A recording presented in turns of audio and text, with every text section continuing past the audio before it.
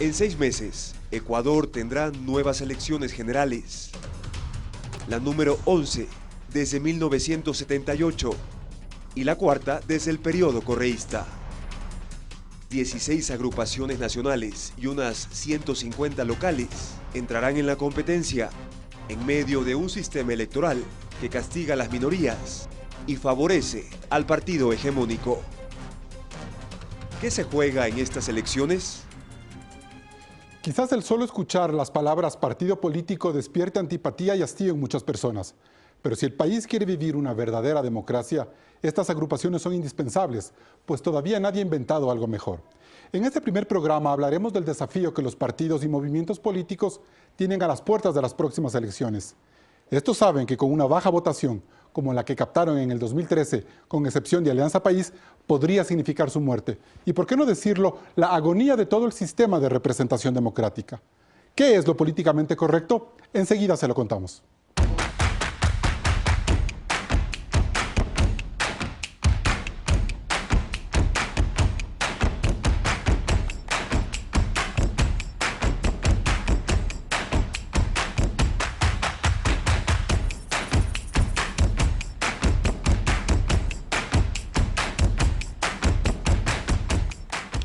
Hoy nos acompañan Enrique Herrería, jurista y miembro del colectivo Compromiso Ecuador.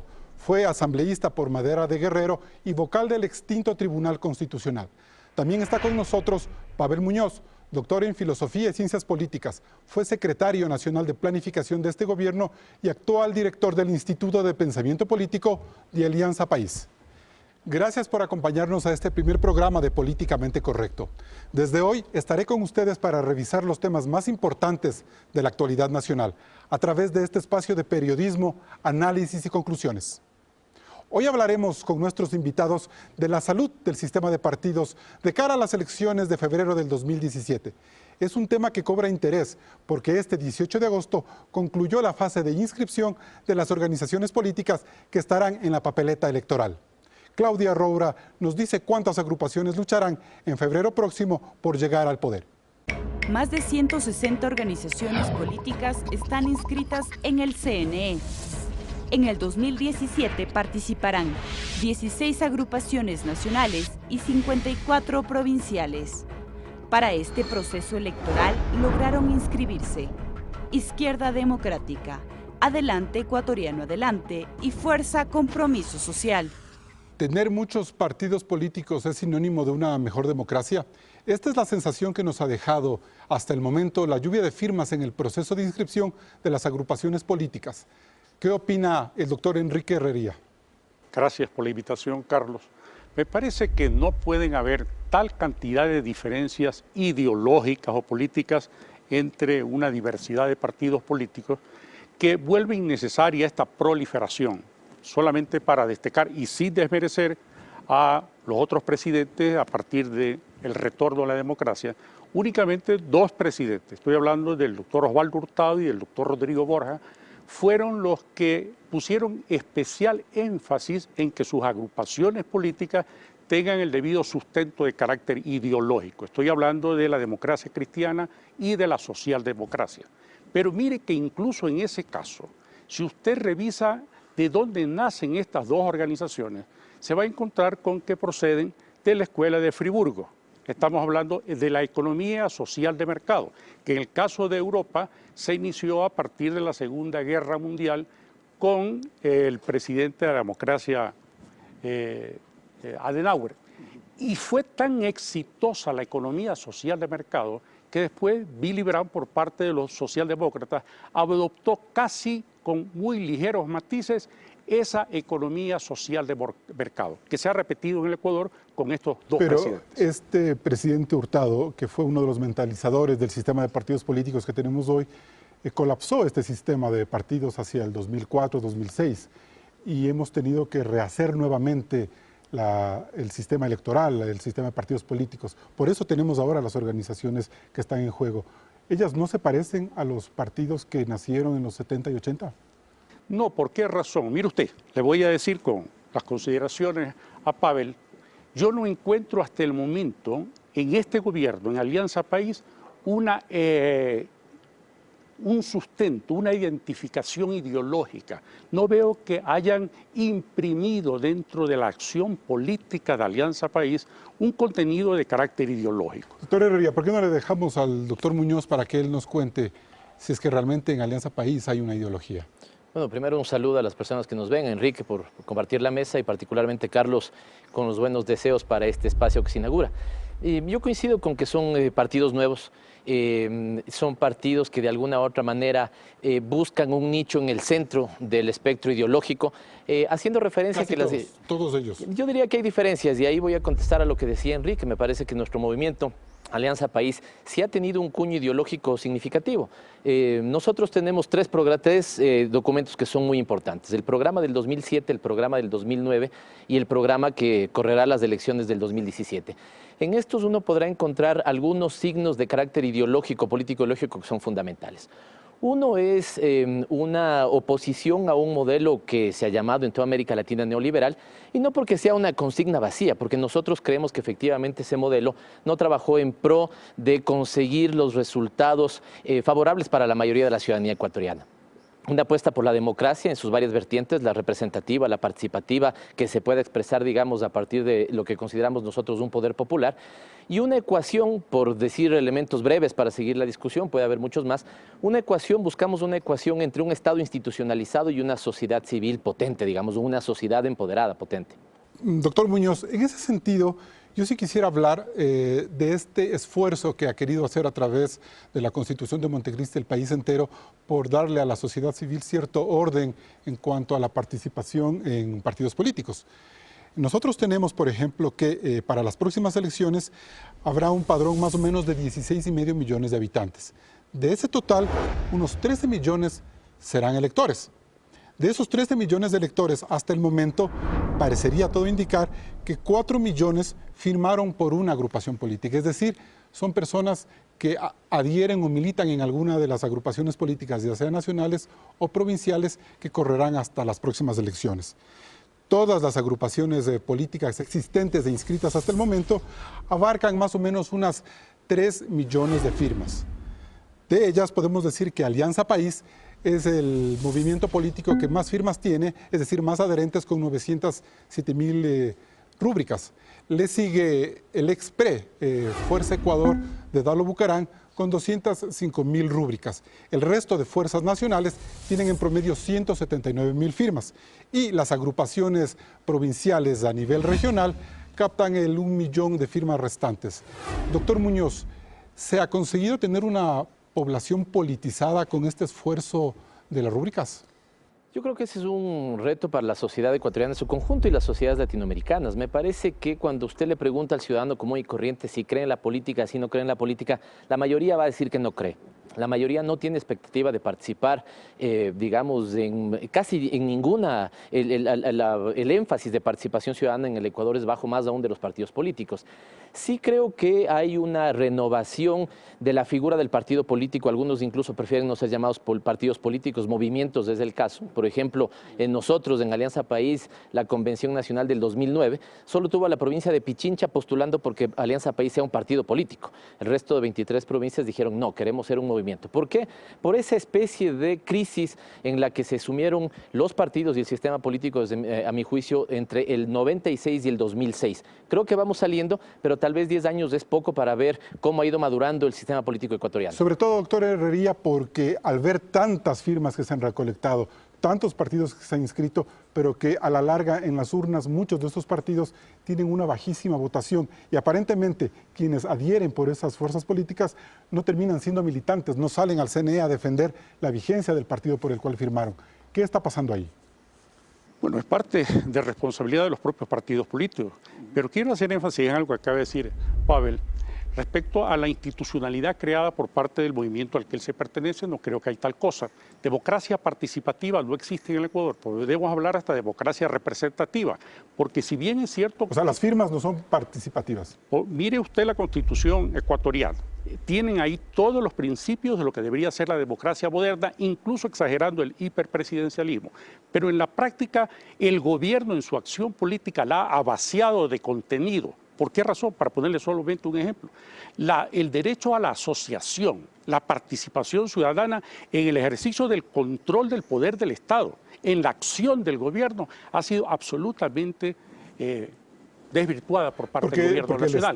Porque el Estado ha visto que sinónimo de agrupación es sinónimo de hacer política y por lo tanto de militar en un partido. Mire, recojan las firmas y hagan un movimiento. Esa es la razón de ser del decreto 16 del presidente de la República, que al dictarlo sin observar el principio de jerarquía constitucional afectó el derecho a la asociación, que es fundamental en cualquier sociedad moderna. En consecuencia, el presidente de la República en su acción política desvirtuó todos los principios contemplados en la Constitución de Montecristi. Un gobierno que planteó una democracia participativa y, como dice el doctor Herrería, es un gobierno que ha matado esa participación al prohibir el derecho de la asociación.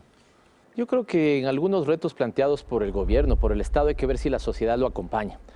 Recordemos que en Montecristi hubo un debate de altura, digamos, alrededor de cómo podía ser potenciada la participación ciudadana. Muchos creyeron que elevándole a función del Estado, con esta función de transparencia y control social, que en realidad lo que busca es fomentar mucho la participación ciudadana, esta iba a crecer. Porque más bien ha terminado como secuestrando, cabe decir el término, ahí habría muchas... a nombrar determinados funcionarios de organismos de control vinculados exclusivamente al gobierno. Hay un gran debate. Yo creo que esto se sigue debatiendo entre si es una gran novedad institucional o fue una novelería institucional en su momento. Insisto, me parece que habría que hacer mucho más, analizar mucho más. Creo que es un tema muy interesante, dicho sea de paso, para este programa, para otros, para ver cómo esa figura permitió o no permitió la participación. Pero yo plantearía otra hipótesis también, y es la que ha venido siendo parte del ambiente de discusión política electoral. Nosotros creemos que ha habido 10 años ganados en un conjunto de materias, las sociales, las económicas, las productivas, con también bemoles, con también retos, con también errores que habrá que corregir en el futuro.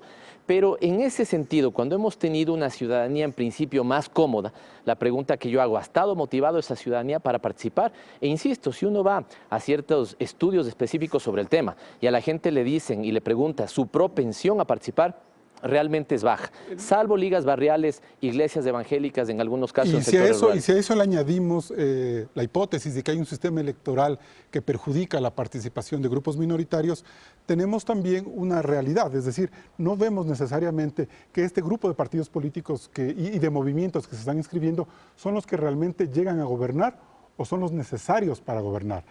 Vamos a citar un estudio que está en el libro El Sistema Político Ecuatoriano de Simón Pachano y Flavia Freidenberg.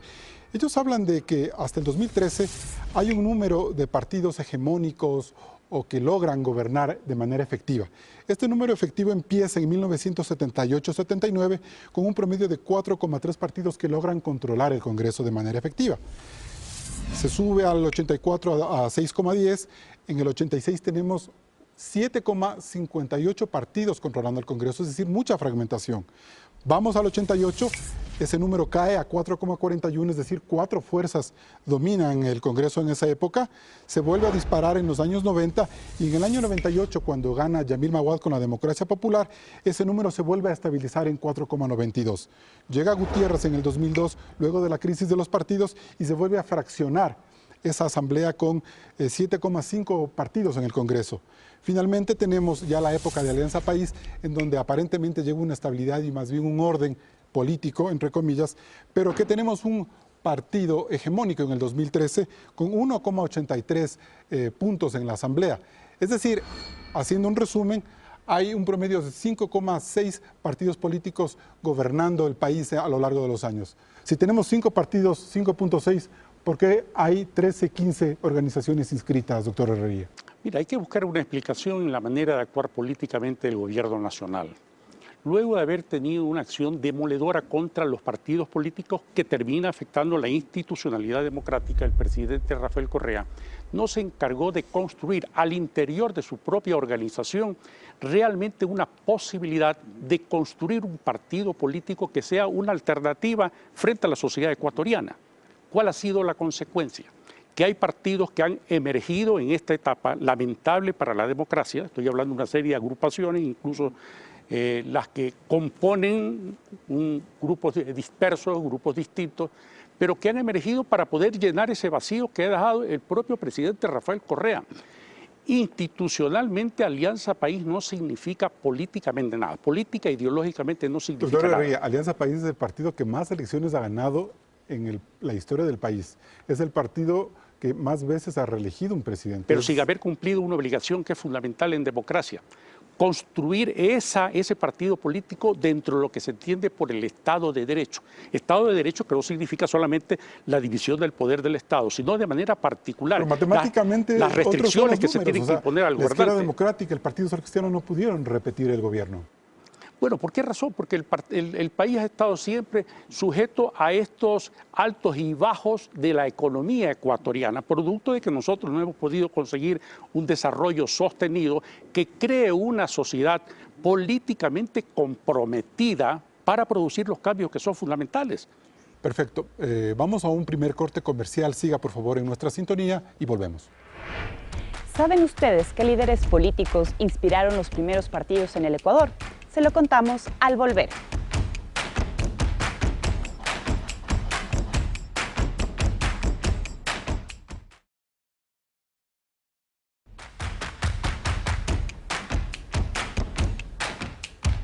Hagamos un breve repaso por la historia del Ecuador y recordemos cómo nacieron los partidos políticos a finales del siglo XIX e inicios del XX. El legado de García Moreno, conservador, y de Eloy Alfaro, liberal, inspira el nacimiento de las primeras agrupaciones doctrinarias. En 1923 se funda el Partido Liberal Radical Ecuatoriano, en 1925 el Partido Conservador Ecuatoriano y el Partido Socialista en 1926. El caudillismo tan marcado en nuestra historia toma el rostro de Velasco Ibarra. Esta matriz, con sus pugnas y divisiones, se mantiene a lo largo de los años. Facciones conservadoras forman el Movimiento Social Cristiano. El Partido Comunista era la expresión dura de la izquierda y el populismo encuentra formas más organizadas desde el CFP. El sistema entra en crisis en el quinto velasquismo y luego de los gobiernos militares la política se renueva. Las corrientes conservadoras tradicionales fortalecen al Partido Social Cristiano y su ala más progresista milita en la democracia cristiana que da forma a la DP. Del liberalismo nacen el Frente Radical Alfarista, las primeras bases de la izquierda democrática y el Partido Demócrata. El socialismo se mantiene en varios frentes. Los comunistas crean el MPD. Y del ala más radical surge el FADI. El CFP llega al poder en 1979, pero las pugnas entre Roldós y Assad Bucarán marcan su declive. Roldós funda Pueblo, Cambio y Democracia, y tras su muerte nace el PRE. El sistema de partidos se consolida en 1996. Pachacutic plantea una nueva visión de izquierda, y se delinean 4 grandes tendencias: PSC, DP, ID y PRE, aunque la debacle de fines de siglo los pone nuevamente en crisis. Del populismo nace el PRIAN de Álvaro Noboa y Sociedad Patriótica de Lucio Gutiérrez. En el 2006 la izquierda arma un frente novedoso de renovación con Alianza País, que se vuelve un poder hegemónico. La Constitución de Montecristi marca nuevas reglas para las organizaciones políticas. A los partidos que logran sobrevivir o reciclarse, se suman otros a la espera de quedarse en la política ecuatoriana. ¿Por qué en este país nacen y mueren tantos partidos políticos, doctor Muñoz? Primero, Carlos, si me permites discrepar antes con Enrique, que había hecho una apreciación sobre que el Movimiento Alianza País no era una fuerza hegemónica, incluso como se dice, una fuerza política de consistencia. 3 datos para ellos. Nosotros participamos en las elecciones del 2006 con 0 candidatos al Congreso de ese momento. Y en las elecciones del 2009, alcanzamos 100 de 137 asambleístas, es decir, la consolidación de una importante mayoría. Segundo dato es que en una última encuesta que se hizo a la ciudadanía se le pregunta cuál es su movimiento político de preferencia y el 33% responde que Movimiento Alianza País, seguido de un abultado ningún partido político con 22%. Y finalmente, en estos 10 años han habido 10 elecciones y Movimiento País ha ganado las 10 elecciones. Me parece que el reportaje apunta a eso. ¿Esa encuesta quién la hizo? Esa encuesta la hizo el CIES, el Centro de Investigaciones Sociales del Ecuador. ¿Vinculado a Alianza País? Fue contratada por Movimiento Alianza País, ¿no? Pero esto es lo que también coincide en algunas otras firmas encuestadoras, es decir, dentro de mucha crisis a ratos de representación en los partidos políticos, Movimiento Alianza País es el que mayor representación ciudadana genera. ¿Usted cree que Alianza País llega a romper esta suerte de devenir, de destino que han tenido casi todas las organizaciones políticas que, como vemos en el reportaje, nacen y mueren según la fuerza del líder político y de las circunstancias económicas que la llevan? Hay un tema que yo diría, en el propio reportaje, la propia ciudadanía ve mal la palabra hegemonía, hegemónico.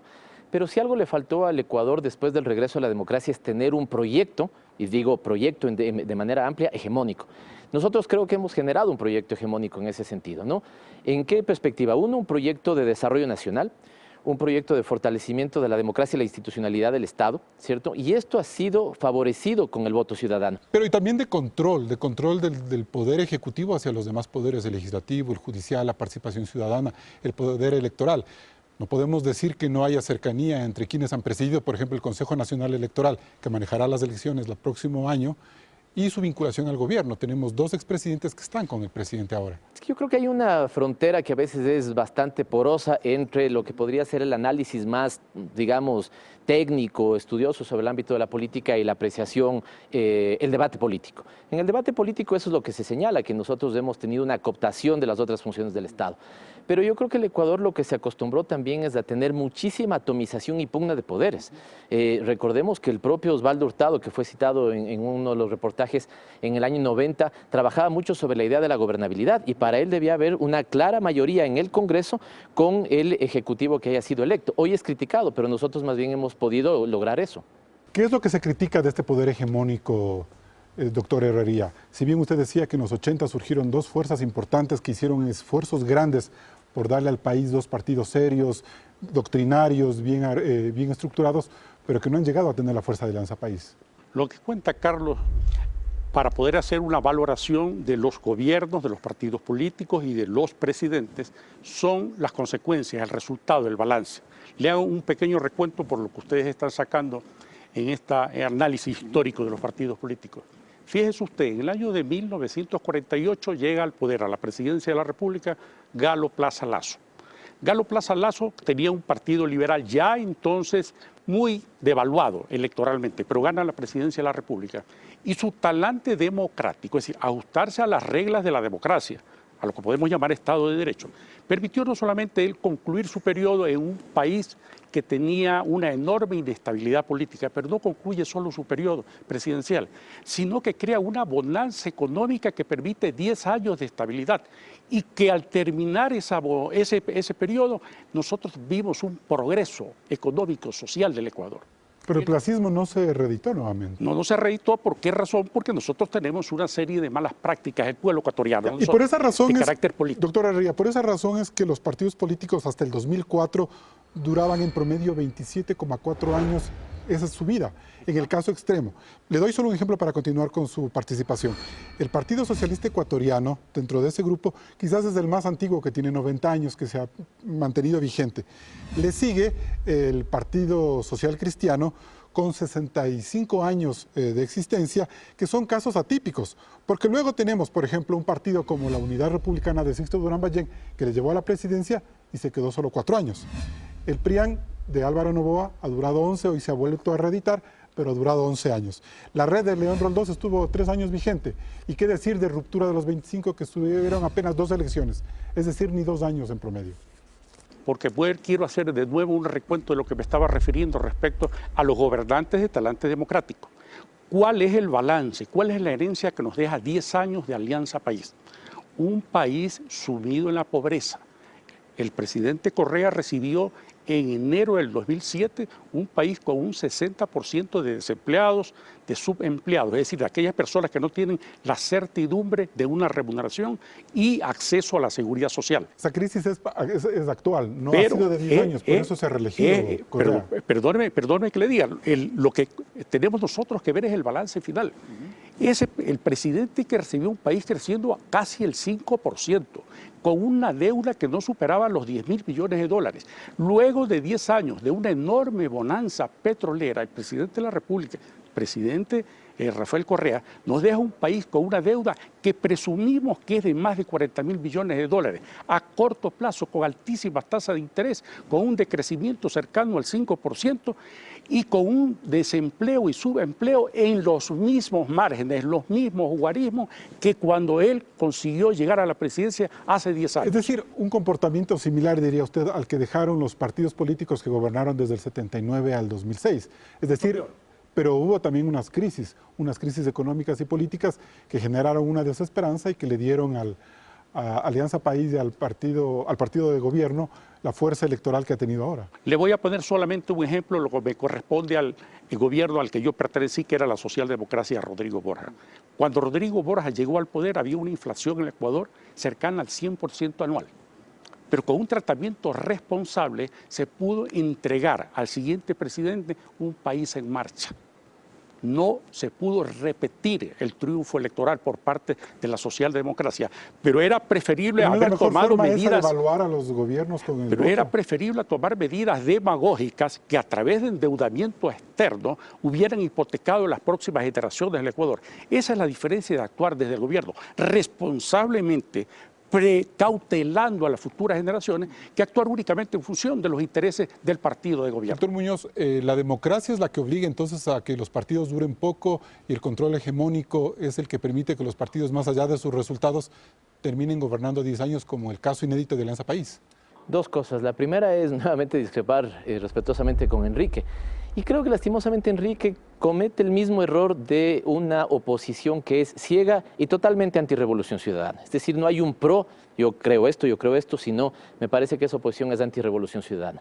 3 datos brevísimos. Es falso que tengamos un país empobrecido. Hemos bajado todos los indicadores de pobreza, por ingresos, por necesidades básicas, por consumo, todos los indicadores. Se quiere romper el techo de la deuda, doctor Muñoz. Hemos más tenido... del 40%, eso es peligroso. Y usted verá que tenemos techo constitucional y legal, cosa Pero que no existía antes. En gobiernos anteriores llegamos a tener cerca del 70% de deuda respecto al Producto Interno Bruto. No cabe repetir Y ahí está, esa peligrosa forma de endeudarse. Y hasta este momento está una clara disposición legal que impide que superemos el 40%, cosa que propios economistas de derecha como Alberto Dajic está en desacuerdo, porque un país cuando está en un proceso de desarrollo podría tener el 45, el 43, podría tener. Nosotros tenemos en este momento menos deuda que el conjunto que el promedio de América Latina. Entonces, vamos un poco al tema de la ideología. Sí, solamente quisiera diciendo que me parece que ahí hay una cosa que se dice que la ciudadanía no lo siente y por eso hemos ganado 10 elecciones. Creo, Carlos, que ya en relación a su pregunta, muchas veces le echamos la culpa a las reglas electorales, cuando en realidad lo que ha habido es un cambio permanente de los objetivos sobre el sistema político. Ustedes citaron adecuadamente un texto de Fleinberg y Pachano, digamos, que hace un análisis de los partidos políticos en el Ecuador. Hemos tenido todas las fórmulas posibles de asignación de escaños. ¿Sí? Cocientes reducidos, Kant, Imperiality, de todas hemos ensayado. Hemos votado en listas cerradas, hemos votado, digamos, por personas de entre las listas, hemos querido apuntalar un sistema de bipartidismo, hemos querido apuntalar un sistema multipartidario, también lo hemos criticado. Pavel, podemos hablar en el siguiente bloque del tema de las reglas electorales. Tenemos nosotros la referencia de 2 analistas políticos reputados a los que hemos consultado, Luis Verdesoto y Franklin Ramírez, quienes nos dicen, en términos ideológicos, en qué espectro se encuentran cada una de las fuerzas que participarán en las próximas elecciones. Partido Socialista. Es un partido con una cierta construcción ideológica, pero con débil arraigo electoral. Pachakutik. En términos de su representatividad social, trata de vincularse con los sectores medios urbanos. Creo. Se construye en torno a la figura de Guillermo Lasso, que ha sido significado en la opinión pública como un banquero. Unidad Popular. Es un partido de militantes. Partido Social Cristiano. El gran reto ahora es procurar desguayaquilenizarse y tener una proyección de alcance nacional. Concertación. Es un partido de extracción en las clases medias urbanas que pretende darle contenido ideológico y técnico a la política. Fuerza Ecuador. Sí, es un partido que sigue bajo la sombra de Abdalá Bucaram. Su hijo quiere reconstruir de las cenizas esta agrupación que no tiene mayor presencia ideológica y yo diría tampoco arraigo electoral. Unión Ecuatoriana. Similar a su líder, el fiscal opaco, ya no ubicado en la costa sino en la Sierra Central, es sin embargo una forma periférica al régimen. Alianza País. Y su reto para estas elecciones es calibrar hasta qué punto puede subsistir a la ausencia de Correa como candidato. Suma. Tiene la necesidad de superar su más fuerte reto, que es la alcaldía de Quito, a través del liderazgo del alcalde. Adelante Ecuatoriano, adelante. Fundado por el capricho de Álvaro Noboa, que parece no va a descansar hasta obtener la presidencia. Izquierda Democrática. Debe actuar para reconstituir y liderar las formas del centro izquierda en el país. Centro Democrático. Es un partido que se construye desde una provincia, bajo la figura de Jairala, que pretende ocupar el centro, está emergiendo. Sociedad Patriótica. Quiso en su momento vivir el mejor de los mundos posibles al juntar al movimiento indígena que había adherido a la candidatura de Gutiérrez con el Fondo Monetario Internacional y los inversores externos. Avanza. Es una fuerza que se construye en el marco de la Revolución Ciudadana, surge como un partido forjado desde la acción estatal en torno a dos rupturas, una con la socialdemocracia, Rodrigo Borja, y otra con el propio Rafael Correa. Aquí hay condumio ideológico, doctor Muñoz, muy breve, por favor. Yo creo que en algunos sí y en otros claramente ¿Cuáles, no. por ejemplo? Me parece que Alianza País tiene condumio ideológico.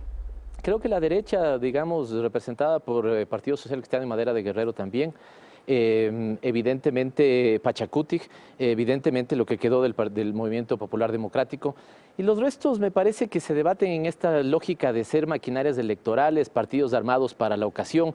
Usted cuando señalaba que algunos partidos han durado poco, no señaló, por ejemplo, el PUR, con el que ganó Sixto Durán Ballén.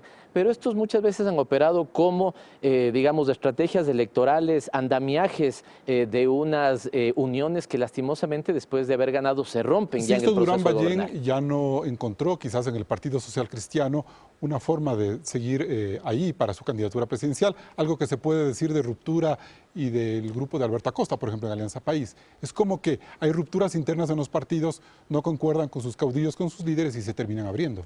Sí, ahí yo creo que es una cosa que a ratos es poco o mal estudiada en la política ecuatoriana, que es la cultura política. ¿Qué cultura política tenemos los ecuatorianos y cómo esa se empata o no con el sistema de partidos que tenemos? Gracias, doctor Herrería, muy breve. ¿Cómo es esta cultura política ecuatoriana? ¿Se refleja en este grupo de partidos, en estas ideologías, en estas maquinarias electorales?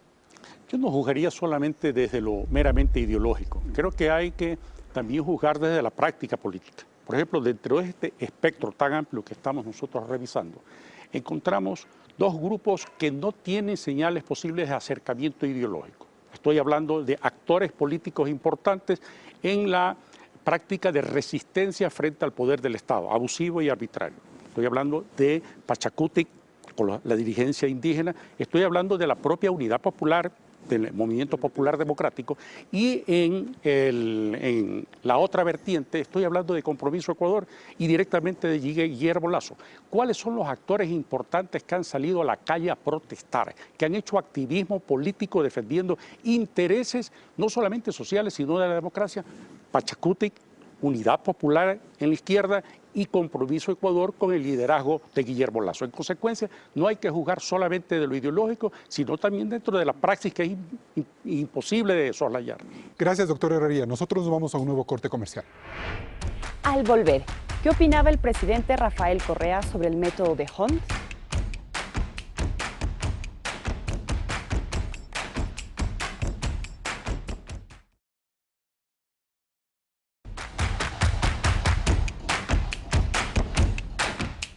Este programa no se trazó como una prioridad hablar de candidaturas presidenciales, sino de la conformación de la próxima Asamblea Legislativa y de la posibilidad de que ésta quede integrada por un número determinado de fuerzas que, sin afectar la labor del próximo mandatario, logre los equilibrios necesarios e indispensables. En este sentido, la única certeza que tiene la oposición para los próximos comicios son las reglas de juego electorales que ya se aplicaron en el 2013. Aquellas reglas dieron a Alianza País una mayoría abrumadora, suficiente para reformar la Constitución, o si fuera el caso, hasta para destituir al presidente de la República. Claudia Roura nos va a explicar por qué Alianza País logró captar tanto poder dentro de la Asamblea. Carlos, la actual Asamblea con 137 escaños está integrada con 100 asambleístas del oficialismo y 37 de otras 10 agrupaciones políticas. Esta correlación de fuerzas no se ha visto nunca en la historia del Ecuador y hay 3 factores que la explican. La alta votación de Alianza País frente al bajo respaldo de las otras fuerzas, los métodos de asignación de escaños que se aplicaron y la distritalización en las provincias más grandes, Guayas, Pichincha y Manabí. Ahora hablemos de los métodos de asignación de escaños. Para elegir a los 15 asambleístas nacionales se utilizó el método Webster de asignación de escaños. Alianza País, con el 53% de votos, puso 8 legisladores y otras 6 agrupaciones con el 47% de respaldo se repartieron 7 sillas. Aparentemente aquí hay cierto equilibrio. Alianza País tiene la mitad de los votos y la mitad de los escaños. ¿Qué pasó con los asambleístas provinciales? Ahí es donde cambia el panorama. Alianza País obtuvo el 39% de votos frente al 61% que sacó la oposición fraccionada. Pero como se aplicó el método de Hunt de asignación de escaños y se distritalizaron las provincias más pobladas, el oficialismo se llevó el 74% de las curules, es decir, 86 asambleístas de 116. Y en las elecciones para asambleístas del exterior el resultado fue arrasador. El 61% de votos de País frente al resto de agrupaciones que captó el 39% se convirtió gracias al método de Hunt en el 100%. 6 asambleístas de 6 sillas en juego. Claudia, ¿los métodos de asignación de escaños y la distritalización son las únicas razones por las que Alianza País tuvo tanto peso en la Asamblea? Sí, en parte, porque el método de Hunt utilizado en los asambleístas provinciales y del exterior tiende a dar más peso a los partidos con mayor votación. Sin embargo, la razón de fondo es que el gobierno en una sola lista captó el 53% de votos, frente a una decena de fuerzas opositores que logró el 47% de electores. Precisamente por esta fragmentación de la oposición es que el 53% de votos de Alianza País se transformó en un 73% de escaños. La oposición, en cambio, perdió 20 puntos. Doctor Herrería, más allá de hablar de la distribución de los escaños y de las reglas electorales, hay una realidad. Es decir, que en el 2013 hubo muchos partidos con muy poca votación y una fuerza grande como Alianza País con más de la mitad de votación. Y eso le permitió llevarse la mayoría de escaños.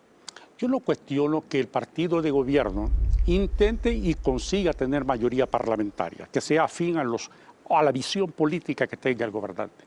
Lo que es cuestionable es que esa mayoría parlamentaria no tiene independencia frente al Ejecutivo. Pero son del mismo partido. Lo que le permite, pero es que la independencia frente al partido de gobierno y al Ejecutivo significa que tiene que obedecer las reglas del juego, constitucionales y legales. Y lo que hemos visto a partir de esta mayoría apabullante que ha conseguido en los últimos años Alianza País es que no han respetado ni siquiera en lo formal la expedición de normas y particularmente han impedido de todas las formas posibles que exista un rol indispensable para cualquier parlamento, que es el de la fiscalización. Cuando no existe fiscalización, los funcionarios que son incorrectos incurren en irregularidades, para no decir delitos, con la certeza de que gozan de impunidad porque tienen control sobre todo el aparato del Estado. Gracias, doctor. Doctor Muñoz, corrigiendo un poco lo que dice el doctor Herrería frente a las dificultades democráticas que enfrenta un país cuando tiene una mayoría apabullante, lo que cabe decir es, sería bueno que en el próximo Congreso haya muchas más fuerzas y mayor equilibrio. Yo lo que diría es que sería un grave error creer que eso solo se debió a reglas electorales. Detrás hay un proyecto político que ha sido refrendado por la ciudadanía y que la ciudadanía ha decidido que ese proyecto tenga posibilidad de ser llevado adelante en una adecuada alianza entre el Ejecutivo y el Legislativo. Tal vez tenemos muchísima experiencia de que cuando un gobierno quiso, digamos, gobernar con su propuesta política, que fue elegida por la mayoría de ecuatorianos, tuvo en el Congreso un gran obstaculizador. Seguramente los ecuatorianos no quieren eso, ellos quieren, ¿no es cierto?, que el proyecto político que gane pueda de alguna u otra manera tener Pero las facilidad. reglas de juego, doctor Muñoz, sí se aplicaron o sí se diseñaron para favorecer al partido mayoritario en este caso. Le explico por qué. Nosotros vimos en el tema de los distritos que hay una trampa y la vamos a graficar aquí con la famosa trampa de los distritos de Pichincha. Veamos bien. En las elecciones del 2009 hubo una sola lista de asambleístas por Pichincha en la cual se escogían 12 candidatos. Allí se utilizó el método de Jare en el 2009. Con ese método y con esa sola papeleta, Alianza País, con el 50,3% de los votos, puso 7 asambleístas, es decir, el 58% de los escaños. Más o menos hay equilibrio ahí. Los 5 grupos de minorías se repartieron los 5 escaños restantes, es decir, se dio paso a las minorías. Llegan las reformas al Código de Democracia del 2012 y nuevamente tenemos elecciones en el 2013. Y allí ya se cambia por mandato constitucional también en la nueva forma de elegir a los asambleístas de Pichincha. Y se crean 4 distritos para escoger a 16 asambleístas, es decir, varios candidatos en cada una de las papeletas. Se aplica también el método de Hunt. Y Alianza País, con el 53,8% de los votos, pone 13 de los 16 asambleístas. Es decir, el 81% de escaños. Creo, como fuerza minoritaria, marca los otros 3 puestos. ¿No hay ahí una trampa, doctor Muñoz? Carlos, pero es que nuevamente creo que es un tema de objetivos.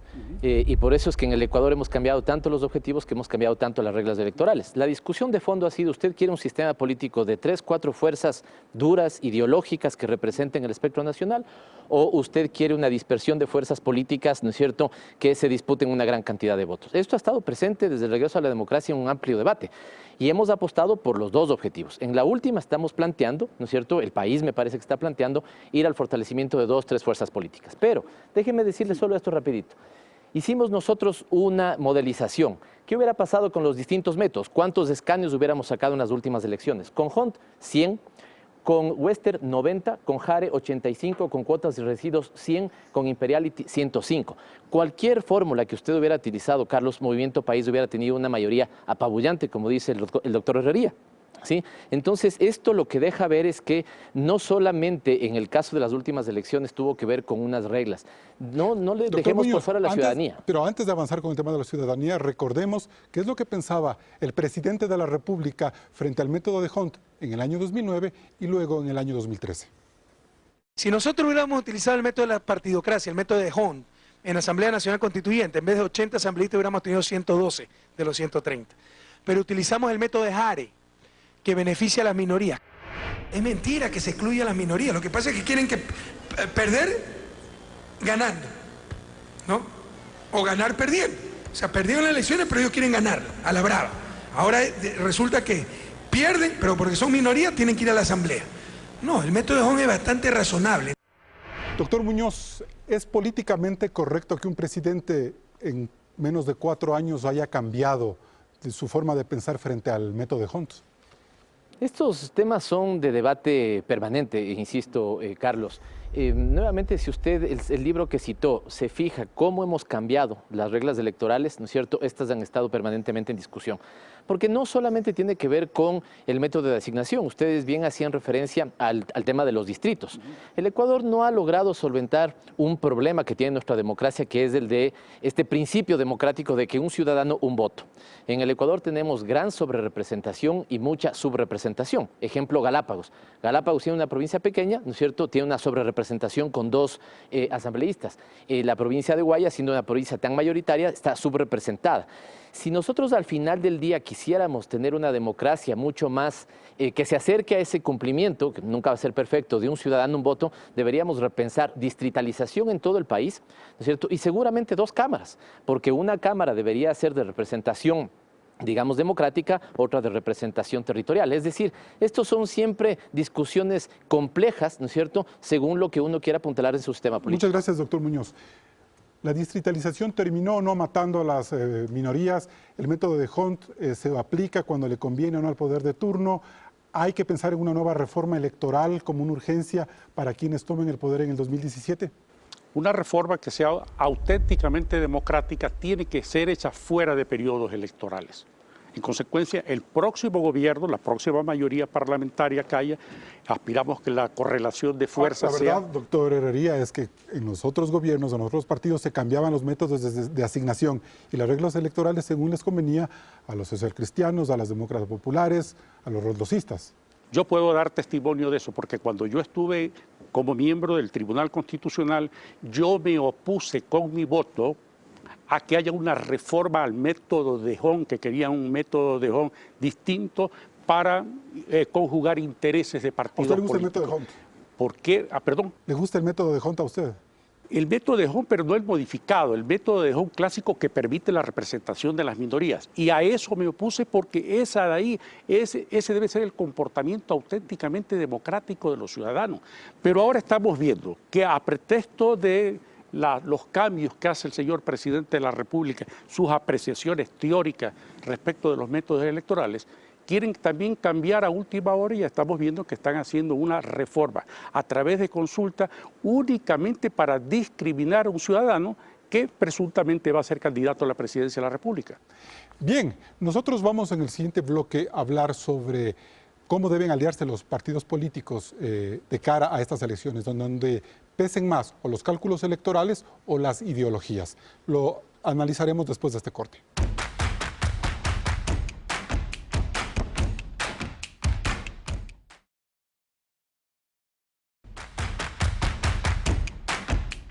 En las últimas semanas hemos visto a los políticos ecuatorianos hablar de unidad. Parece que todos tienen en claro que solo con pocas listas en las papeletas electorales, su capacidad de supervivencia será mayor. Sin embargo, para dar este paso tendrán que hacer algunos renunciamientos y hasta obviar aspectos ideológicos. Personalizar la política y generar un odio a un hombre o pretender generar unidad en función del odio a un hombre, creo que es el principal error que cometen quienes se denominan como oposición. Si no hacemos este gran esfuerzo de hacer una gran unidad, de buscar acuerdos mínimos en la Asamblea, me temo que el país va a tener un periodo de inestabilidad política muy fuerte en los próximos años y por ende inestabilidad económica. El Pachacutic ha dicho que no habrá alianzas, por ejemplo, con el Partido Social Cristiano, con el Partido Creo y con Alianza País del actual régimen. Esos tres no habrá alianza, pero el diálogo está abierto con todos los partidos y movimientos. Estamos también trabajando con 13, con Creo somos 14, organizaciones políticas nacionales para fines de asegurar que existe en el Ecuador una transparencia electoral. Cuando ellos y nosotros y todos sabemos que si vamos divididos, ¿a quién se favorece? Es al correísmo. Las alianzas son fundamentales para poder tener primero una mayoría en la Asamblea. El método de Hong es un método que prioriza o privilegia a quienes tienen mayor número de votos. Pero en el supuesto no consentido de que no se dé una candidatura única a nivel presidencial, pueda subsistir y se pueda mantener el acuerdo programático conceptual y también un acuerdo en materia legislativa. Lamentablemente enfrentamos una oposición, diría que deja mucho que desear en la medida en que no pone al centro tesis ni propuestas, ha formulado ya varios frentes de unidad y lo único que les une es querer acabar con la revolución ciudadana. En la unidad, más allá de un proyecto personal o de la visión de un solo grupo, de un sector, lo que tenemos es la confluencia, la convergencia de diversas posiciones, de diversas organizaciones, sobre la base de un acuerdo mínimo, de un acuerdo programático, de una visión de país que es la que nos une a pesar de nuestras diferencias. Yo quiero tomar nota de la declaración que hace Doris Solís, secretaria nacional de Alianza País, y también la de Dalo Bucarán, de Fuerza Ecuador, con respecto a su preocupación de que la oposición en las próximas elecciones se una por un sentimiento anticorreísta antes que por una visión más doctrinaria o de verdadera alternancia en el poder. Doctor Muñoz, sacando de fuera estas dos visiones, el resto de planteamientos que hemos visto en este video hablan de la necesidad de una alianza. ¿Cómo miran desde Alianza País estos cambios que se están dando en las otras fuerzas para lograr tener grupos más consolidados?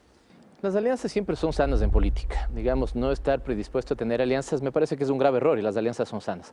La gran diferencia es cómo se dan esas alianzas. Si son cálculos electorales para, digamos, ganar yo, ganar tú, o si de alguna u otra manera hay principios y tesis de cambio. Nosotros apostamos por una alianza basada en lo siguiente. Principios y tesis de cambio, cómo continuar transformando al Ecuador, cómo seguirlo modernizando, cómo seguir ampliando derechos, libertades. Mientras que por el otro lado es claro que es una oposición de cálculo electoral y antirrevolución ciudadana. Es decir, últimamente es anti todo. Se han opuesto a los impuestos sobre las bebidas azucaradas, a las salvaguardias, a las medidas de protección del empleo, es decir, a todo. Hay que tomar en cuenta que también en la Asamblea ustedes han cerrado mucho el diálogo a esas voces que podrían generar unos mayores consensos, y lo que hacen es llevar la tensión política al plano ya de las elecciones, que está bien, que es natural, pero que en cierta forma esconde la necesidad de buscar un equilibrio de poder que mucha gente empieza a señalar como absorbente desde el lado de Alianza País y del correísmo. ¿No le preocupa a usted que exista realmente una sensación de que Correa se está volviendo autoritario y que está controlándolo todo? No, yo creo que es cierto que cuando uno tiene una gran mayoría baja el nivel de diálogo político, eso es cierto. Creo que hay que mejorar eso. Me parece que el Ecuador, en la misma nota del programa se decía una cosa, es inédito que hayamos tenido 100 de 137 asambleístas. Para el Ecuador, para nosotros mismos ha sido un aprendizaje cómo manejar la política en ese sentido. Yo creo que lo que hay es más bien autoridad pública, que se confunde con autoritarismo. El Ecuador, insisto, estuvo muy acostumbrado, y recordemos lo que fue simplemente el periodo 1996-2006. Ningún presidente electo terminó su mandato, gran crisis política. Recordemos cómo llegó Maguad al gobierno, llegó con una fuerza, un pacto que se llamó la Planadora. Inmediatamente, digamos, empezaron a gobernar y aparecieron los intereses económicos y políticos de turno, eso se difuminó. Muchas gracias. No hay intereses políticos en Alianza País. ¿Se puede decir que estas fuerzas políticas, como la de Guillermo Lasso, por ejemplo, está haciendo política, quiere llegar al poder sobre la base del odio a Correa y su anticorreísmo? No, no hay tal cosa. Yo en el caso mío personal, yo pertenezco a Compromiso Ecuador y no tengo ninguna animadversión personal contra el presidente de la República. No tengo lugar a esa animadversión. Yo soy un crítico del presidente Correa, que por su arbitraria conducción del aparato del Estado ha creado un pésimo momento económico y social en el Ecuador. Y los que nos debemos agrupar somos los que hemos sido críticos del modelo que ha impuesto. ¿A usted le parece sano todos estos ejercicios que se están dando a este momento en la centroizquierda, con el Partido Social Cristiano, Compromiso Ecuador? Yo creo que el diálogo entre diversos es imprescindible en democracia porque representa a una sociedad pluralista y deliberante. Pero también hay una necesidad de sobrevivir. En esta toma cenital que la estamos enfocando en este momento, podemos ver una simulación de la asamblea realizada para el 2017 por el Observatorio Ciudadano Electoral. Si Alianza País pierde 1/3 de su votación, que podría ser una posibilidad, pero el resto de fuerzas va fraccionada, como sucedió en el 2013, la próxima asamblea será controlada por el correísmo. 72 legisladores entre nacionales y provinciales tendrá Alianza País frente a 65 de la oposición, pero de forma dispersa. Es decir, hay la posibilidad de que si estos diálogos no se dan, doctor Herrería, Alianza País vuelva a mantener el control de la asamblea. Hay una visión un tanto pesimista de algunos actores políticos y también de observadores políticos. Yo creo que la crisis es de tal naturaleza que va a haber una disminución, pero muy significativa, de la intención de voto de respaldo, no solamente al presidente Correa, si él es el candidato, o a los candidatos que él imponga, sino también en el orden legislativo. En consecuencia, esa correlación de fuerzas que hemos observado durante cerca de 10 años va a cambiar significativamente y creo que los grupos de oposición Pero va a cambiar porque se van a dar estas alianzas. No solamente porque se van a dar las alianzas, incluso fíjese usted, una de las alianzas en las cuales hay menos diferencias es la de Compromiso Ecuador. Yo lo que no concibo es cómo podemos hacer alianzas, quienes tenemos el mismo objetivo, que es de reinstitucionalizar el país para llevar a cabo no solamente una reforma del aparato del Estado, sino también de fiscalización con personas que se han alejado de este gobierno, críticos del gobierno al que han pertenecido por 8 años y que ameritan ellos una fiscalización Doctor severa. Herrería, y para dar fuerza a su argumento, cabe recordar lo que el general Paco Moncayo le dijo a la revista Vistazo del 23 de junio. Es decir, que si no hay unas alianzas, esta será una lucha de pigmeos frente al gigante Goliat. Nos vamos al corte.